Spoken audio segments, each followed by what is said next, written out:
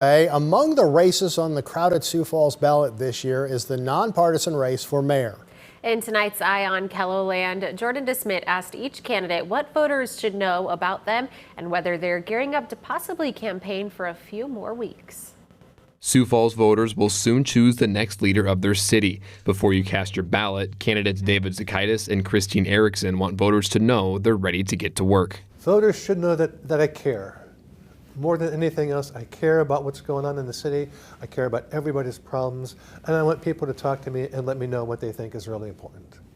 Not only do I care, but I've got plans to address a lot of the concerns that people have.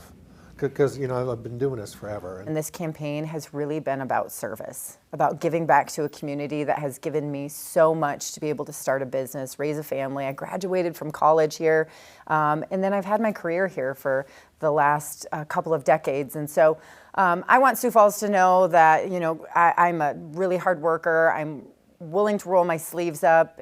Greg Jamison and Jamie Smith pointed out their years in public service. I have run for office for city council and for the state legislature, and I've never quit. I've never given up. I've never stopped. I've been fighting for this city for 16 years, and now I'm ready to lead it. I think that's the real message, that my experience as a business owner and my experience on the city council and the state legislature is really a good setup to serve as mayor. I'm a lifelong citizen of this city. I've been a teacher and a coach. I've also been in the legislature for the last about a decade now. I've been in public service and enjoyed that immensely. Had the opportunity to run for governor a couple of years ago, and that really lit a fire under me to say, what is it that I should be doing? Running for mayor is a perfect fit.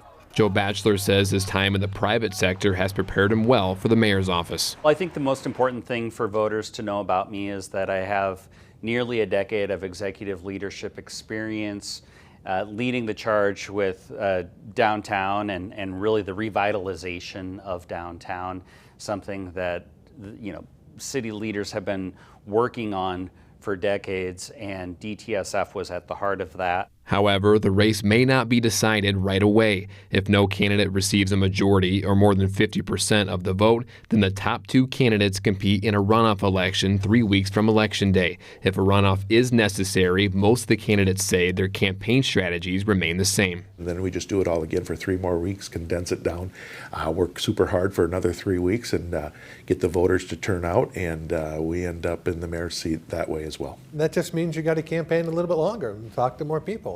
And I'm game for that. I want to go right to the end and get this job and help Sioux Falls become the city that it wants to be. The strategy stays the same. You know, I'm just trying to reach a broad base of supporters, and, you know, that's what I have right now, and I'll only hope to expand upon that. Our messaging is the same, will continue to be the same. We've run a positive campaign and really just focused on our message and what my candidacy stands for. However, Jamison says if he finds himself in a runoff, his approach might have to change. And when it gets down to 2 candidates, I think you'll find, even in the governor's race, you'll find that all of a sudden a contrast. How do you make yourself different than the other person who's in the runoff with you? So the countdown is on to see who will lead South Dakota's largest city. With Eye on KELOLAND, I'm Jordan DeSmit. The winner of the race will replace current mayor Paul Tenhaken, who is term limited and unable to run for another term.